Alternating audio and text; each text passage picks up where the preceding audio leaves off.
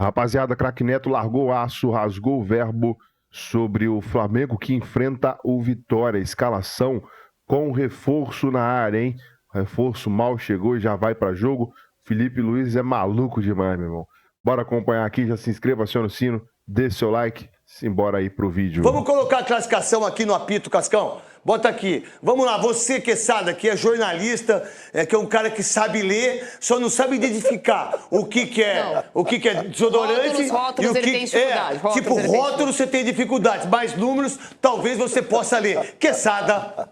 E aí você confia num irmão, né, que fala, não, vou usar esse desodorante aí, eu errei, né? O Flamengo é líder com 43 pontos, 2 jogos a menos em relação ao Cruzeiro, que tem 41. O Palmeiras tem 39, o Bahia 36, Bragantino 30, Botafogo 29. Segura. O Cascão, segura até o Bragantino 30. Vai até o Botafogo, até o Bragantino, vai. Muda a chave aqui que eu vou falar uma coisa pra vocês. O que vocês pensam? Ó, vamos lá. Você acha que o Sport faz 32 pontos? Pra fazer 42? Não. Você acha que o Fortaleza faz 27 pontos no segundo turno? Teria mais time pra fazer, mas acho que vai ser difícil. Então, do Internacional, do Corinthians, do Atlético Mineiro, do Grêmio, vai. Do Santos, vai.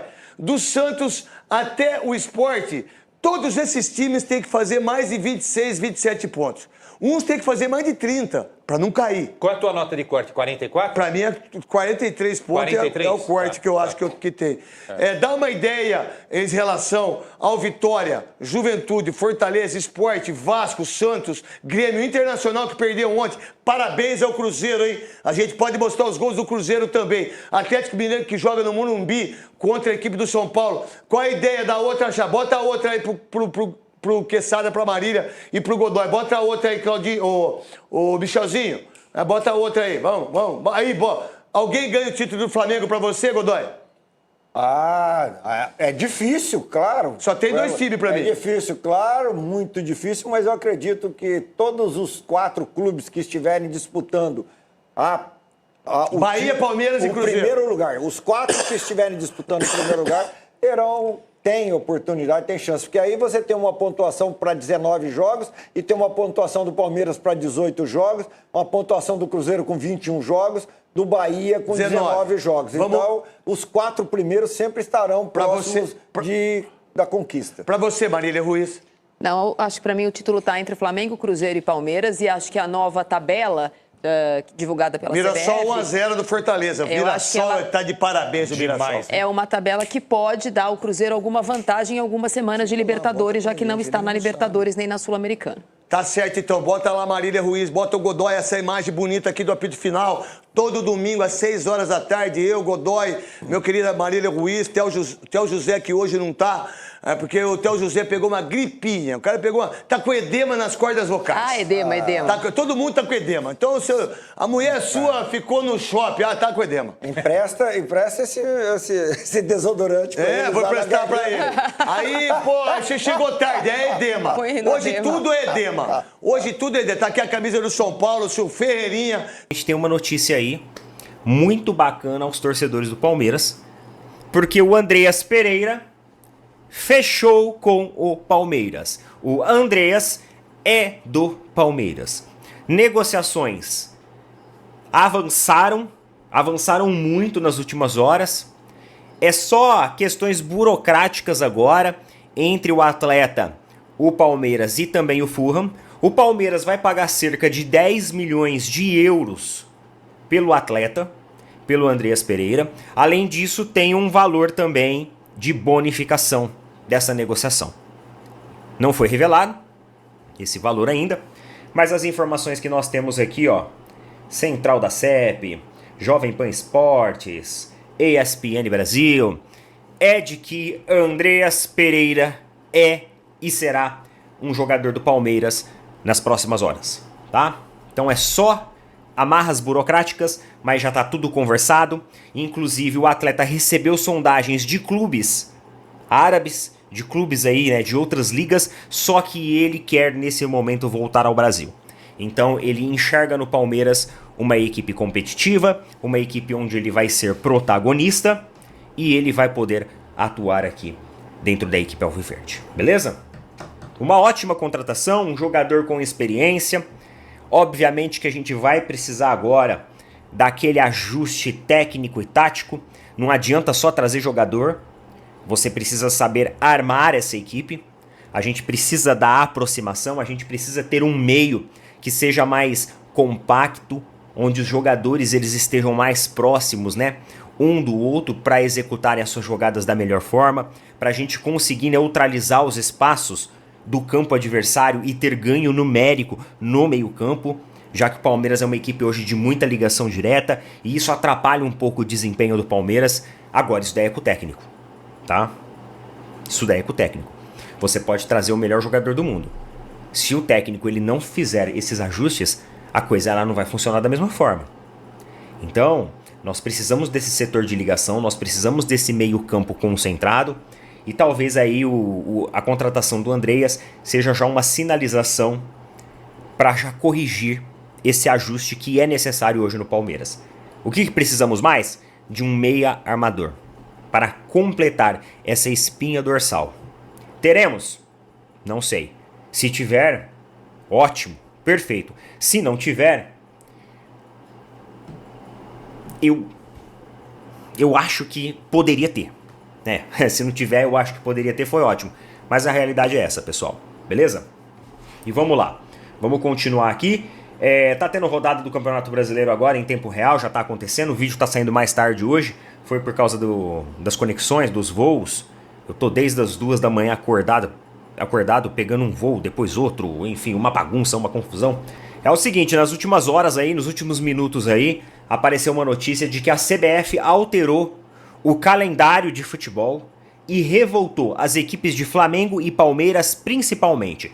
Por que revoltou? Porque é o seguinte, a CBF consultou alguns dirigentes dos principais clubes, incluindo Palmeiras e Flamengo, sobre algumas mudanças e ajustes de calendários que seriam necessários para as próximas rodadas, tá? Agora, paralelamente a isso, a gente tem uma competição importantíssima acontecendo, que é a Libertadores. E nós temos também a competição da Copa do Brasil. Porém, o que a CBF fez? A CBF alterou os calendários, tanto de Flamengo e de Palmeiras, sem o consentimento dessas equipes, fazendo com que os intervalos entre os jogos do Brasileirão e os jogos da Libertadores, eles fiquem extremamente espremidos. Olha só, vamos lá. Ó, matéria aqui lá da Mônica Alves, tá? Jornalista Mônica Alves. Flamengo revoltado com mudança na tabela do Brasileirão. Está extremamente insatisfeito com a decisão da CBF de alterar de forma significativa a tabela do campeonato. Segundo apurado, o clube foi consultado previamente pelo presidente da entidade, né? O Samir Chayud. E aí o clube, cara, ó... Eles consultaram, o clube falou assim, não, a gente não quer isso. Mesmo assim, ele foi lá e mudou. A CBF antecipou a última rodada do Brasileirão de 21 de dezembro para o dia 7 do mesmo mês. Sendo assim, as semifinais e finais da Copa do Brasil foram transferidas para os dias 10, 14, 17 e 21. Ainda há a possibilidade de a ida das semifinais da Copa ser disputada no dia 26 de novembro. E o Flamengo e Palmeiras com isso? Antes da mudança, Flamengo e Palmeiras teriam 5 semanas livres por causa de eliminações precoces de ambas as equipes na Copa do Brasil.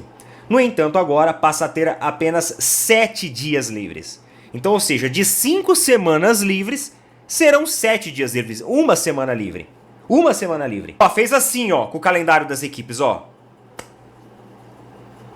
Cara, é um absurdo isso daqui, né? É um absurdo isso daqui. Isso daqui... É assim... Pera aí, você pega 2 equipes que estão na corrida pelo Campeonato Brasileiro, você vai lá e muda tudo isso. Ó a notícia aqui, ó. Estou vendo que tem dirigente do Flamengo falando em favorecimento ao Cruzeiro, já que essa mudança no calendário prejudica o Flamengo e o Palmeiras. Mudança no calendário gera incômodo em Palmeiras e Flamengo. Ó, Flamengo, Palmeiras e São Paulo deveriam fazer uma nota oficial juntas contra essa mudança de calendário. Isso prejudicou os 3 clubes. O problema dessas mudanças no calendário do Brasileirão, feitas pela CBF, é que prejudica Flamengo e Palmeiras e beneficia o Cruzeiro. É um absurdo, né, pessoal? É um absurdo, né? Lamentavelmente, ontem eu coloquei um vídeo aqui elogiando a CBF, que parecia que agora estava optando pelo diálogo, prezando pelo bom futebol, e agora os caras simplesmente invertem tudo, bagunça tudo. É um grande absurdo. Um grande absurdo. E antes de mais nada também, antes de eu... Não posso me esquecer, o Flamengo foi campeão sub-20. Flamengo campeão sub-20, campeão mundial, bicampeão mundial sub-20, inclusive contra o Barcelona. Recorde de público, né? Mais de 45 mil torcedores do Flamengo, bateu o recorde de público presente em um jogo de competições de categoria sub-20. E o Flamengo mais uma vez faz história aí com a molecada. E isso é algo positivo para a equipe do Flamengo, porque vai valorizando esses jogadores de base. É aquilo que eu falo para vocês, meus queridos. A base, ela é um alicerce muito importante de qualquer equipe de futebol. Não tem como hoje você ter uma equipe de futebol no Brasil sustentável, autossustentável, que não tenha uma base com pelo menos alguns destaques. Investimento em categorias de base é você reforçar uma estrutura importante que vai fazer com que você, nos períodos ali um pouco de seca de títulos, você tenha dinheiro para girar. Você faça a sua economia girar com a venda de bons jogadores. Então, por exemplo, a gente já viu, teve anos aí que o Palmeiras, ano passado, por exemplo, o Palmeiras não ganhou nada assim de relevante de competição, mas teve vendas de garotos da base por milhões. Isso segurou as receitas do Palmeiras. A mesma coisa vale pro Flamengo, né? Porque o que acontece? Quando a derrota ela vem, quando vem uma desclassificação, vem ali um vice-campeão, alguma coisa do tipo, a torcida ela foge um pouco do estádio. Seja em protesto, gera aquele desengajamento. Então, nem sempre o clube vai ter o estádio cheio. Porque às vezes vai ter situações de jogo que vai acontecer eliminações, que vai gerar ali um ambiente, né? A poeira vai levantar. E é nesse momento que você ter uma categoria de base, ela faz com que você tenha ali a diversificação das suas receitas e dos seus recursos. E com isso, você foi desclassificado das competições, não ganhou título nenhum, não vai entrar muito dinheiro no caixa de competição. A torcida também não vai lotar o estádio, então a receita cai. Só que aí você tem jogadores de base, você consegue fazer. Você consegue se segurar. É sempre muito importante as equipes brasileiras diversificar cada vez mais a sua renda. Receita, direitos de televisão, patrocínio de camisa e categoria de base. Categoria de base é um item extremamente importante. Lembra que eu falei para vocês que o Botafogo tem que pensar na estruturação de uma categoria de base para se tornar mais autossustentável? É sobre isso que eu falo. Agora o Flamengo vai lá, vence a equipe sub-20 do Barcelona, que é uma equipe excelente. Uma excelente equipe, muito bem treinada, inclusive. O Belletti, né? Que é o treinador deles. Que inclusive elogiou bastante ali a equipe do Flamengo, né? O nível de competitividade. Isso, faz holofote pro mundo. E com isso você tem garotos ali que já tem multas de rescisão milionárias. Provavelmente vai ter moleques ali que vão ser vendidos muito bem. Muito bem. Então isso é uma forma também de você dispor de mais recursos, beleza? É o seguinte, cara, o Flamengo foi campeão sub-20, né? Bicampeão mundial sub-20. Já fizemos um vídeo aqui, a melhor base do planeta. Realmente é incrível esse trabalho aí da base do Flamengo. E quem se destacou bastante foi o zagueirão lá, o Iago, né? Que além de fazer o gol do empate ali de cabeça, se atirou lá dentro da área, ele também fez um gol bem abusado, né? Mas bem abusado, de cavadinha ali na batida dos pênaltis, né, cara? Os caras chamaram ele de homem gelo, né? Cara, mas se ele errasse também, hein? Olha, se ele errasse também, acabava a carreira dele ali. Né? Então ele foi muito louco fazer aquilo, na verdade, cara. Mas se pensar bem, ele foi muito doido, cara. Porque se ele errasse, ia chamar ele de irresponsável, de tudo que vocês não sabem o que poderia acontecer com ele. Mas acertou, né? Vamos lá. Fato que acertou, né? Aí foi reconhecido como como ousadia, como homem-gelo, como um cara maduro, e assim por diante, né? Não tremeu numa hora decisiva. E aí agora, segundo coluna do Fla, há clubes da Europa interessados em contratar esse Iago, o autor do gol que igualou o placar e fez aquele gol naquela cavadinha, né? O herói do bicampeonato mundial do Flamengo, né? Ele está sendo sondado aí por um Everton da Inglaterra, Brentford da Inglaterra também e o Clube Brugge da Bélgica, né? E apesar dos interesses europeus, não formalizaram ainda uma proposta oficial. Mas já tem uma proposta oficial, porém é aqui do Brasil, de clube da Série A, nada mais, nada menos que o Bahia, né? Que foi a pedido do técnico aí, o Rogério Ceni. Só que o Bahia ofereceu aí 2 milhões de euros apenas para o Iago, né? E ainda deixaram 20%, teria deixado 20% para o Flamengo aí, caso fosse vender na frente. O Flamengo, é claro, não aceitou, né? Vai aceitar 2 milhões no moleque que tem tudo para valer muito mais do que isso aí. E eu acho que já até vale mais do que aí, vamos falar bem a verdade, né? Deve ter uma multa rescisória, parece que ele tem contrato com o Flamengo até 2026, vai disputar alguma coisa pro Flamengo ainda este ano, tem Copa do Brasil, tem outros campeonatos sub-20 aí, que o calendário ali é diferente, né? Então o Flamengo recusou essa proposta, e aí agora vai de repente esperar aí, ver se acontece alguma proposta de algum clube aí da Inglaterra, apesar das sondagens que já existentes aí, que a gente informou, né? Que tá informando aqui pelo coluna do Fla. E de repente o Felipe Luiz não quer utilizá-lo, o que é difícil, né? Porque a vaga do Flamengo é complicada ali, né? O cara conseguiu uma vaguinha aqui, ainda mais um moleque novo que vem de fora, não sei se ele for extraordinário, né? Para tomar a vaga de Léo Pereira, Léo Ortiz, aí tem lá Alexandre Danilo, tudo que faz de zagueiro também, é complicado, não é fácil não.